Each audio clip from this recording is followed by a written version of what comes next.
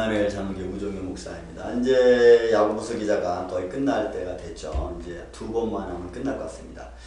야고보가 말해주고 있는 이 믿음과 믿음의 능력, 하나님을 기쁘시게 하는 믿음을 가진 자의 삶, 이런 것들을 아주 여러 방면에서 또 생활 속에서 어떻게 나타나고 어떻게 실천해야 되는가를 아주 자세하게, 아주 디테일하게 우리에게 말씀으로 전해주고 있습니다.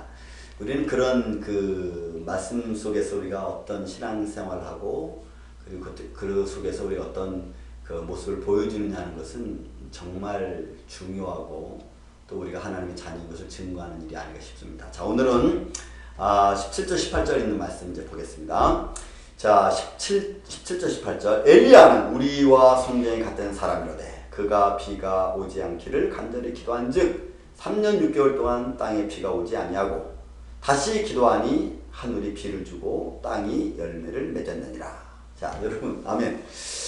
이 비유를 이제 야고보가 이제 들은 거죠. 왜냐하면 믿음의 기도가 어떤 거냐, 어떻게 기도해야 되느냐, 너희는 이렇게 기도하라 저렇게 기도하라고 말씀해놓고 비유를 엘리야의 기도로 이 야고보 기자가 지금 믿음의 기도는 이런 거다라고 들려주고 또 그가 우리와 다른 사람이 아니라는 것을 말해주고 있는 거죠.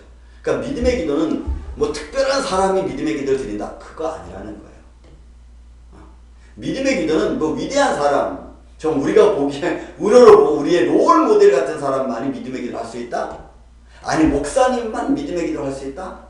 No, 아닙니다. 믿음의 기도는 목사님만 하는 것도 아니고 장로님만 하고 성령에 충만한 사람만, 기도 많이 하는 사람만 기도하는 기도가 아닙니다. 이런 믿음의 기도는 하나님이 기뻐하는 기도라고 제가 초대 말씀드렸습니다. 그러면 여러분 엘리야의 비유는 두 가지입니다. 첫째는 엘리야는 우리와 똑같은 사람이었다는 거죠. 그가 많은 기적과 표적을 행한 사람이었지만 그 사람은 우리와 똑같은 분이라는 거예요. 똑같은 존재였다는 거예요. 그가 우리보다 뭐 특별하고 있느냐? 아니라는 거예요. 그래서 저도 가끔 이런 생각을 합니다. 엘리야는 어떻게 신앙생활을 했을까? 엘리야는 대체 어떤 삶을 살았을까? 나랑 똑같은 사람이라고 하는데 예를 들어서 그는 맛있게 음식을 먹었나? 그는 화장실을 갔나?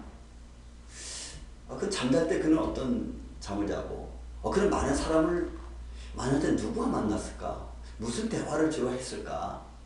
이런 생각을 저 종종 한번 해봅니다. 왜요? 엘리야가 우리와 똑같은 사람이거든요. 그러면 그가 많은 사람도 만났을 것이고 세상적인 이야기도 나눴을 것이고 또 하나님과의 어떤 관계성 속에도 있었을 것이고 우리의 일상적인 것 똑같이 그도 해냈을 거라고. 그죠? 근데 그는 어떻게 그렇게 많은 기적과 이적을 행할 수 있는 사람이었나? 우리가 똑같은 사람이라면 이런 그런 의문 들지 않겠어요? 이유는 하나입니다.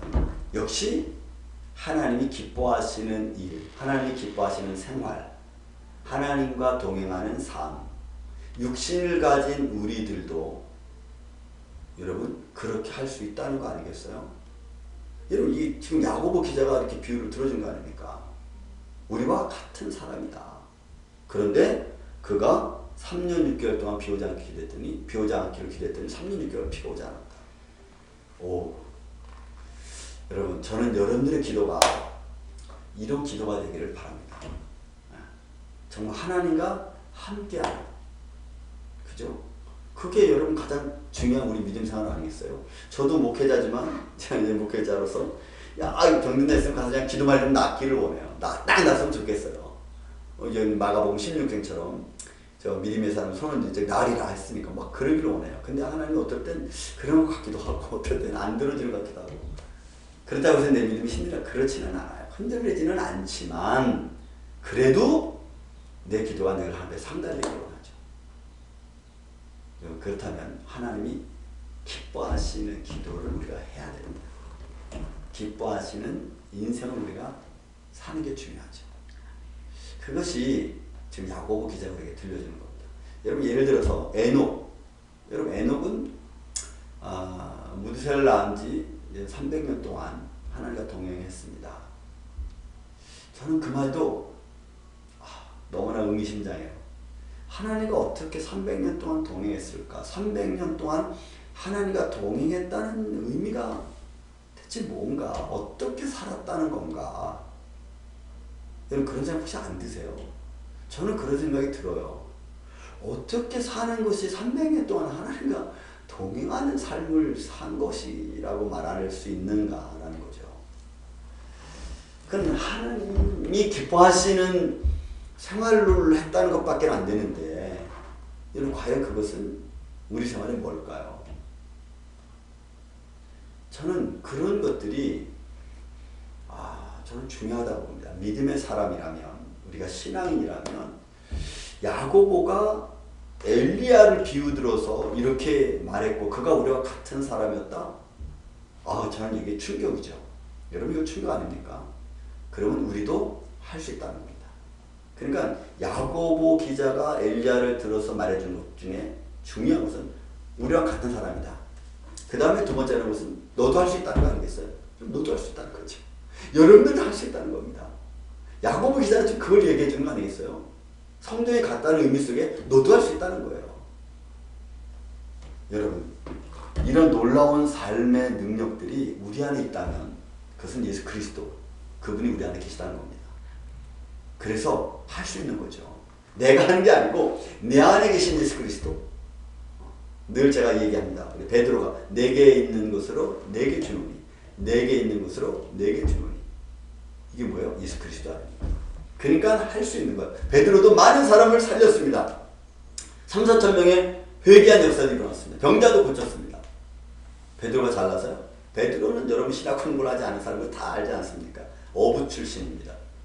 그러나 그가 그렇게 담대하게 얘기할 수 있는 것은 바로 예수 그리스도 안에 있기 때문에 여러분도 할 수 있습니다. 저도 할 수 있습니다. 예수의 이름으로 그 안에서 하나님 거룩한 역사가 이루어지고 또 일어나서 여러분들의 생활 가운데 또 여러분들이 기도해주는 사람들 가운데 하나님과 함께 있는 믿음의 현장이 되는 저와 여러분 되시기를 주의 이름으로 축원드립니다. 감사합니다.